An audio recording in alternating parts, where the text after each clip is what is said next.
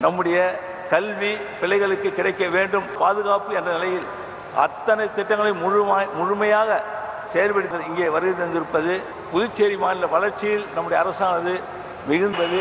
எங்களுடைய கோரிக்கையாகும். விழா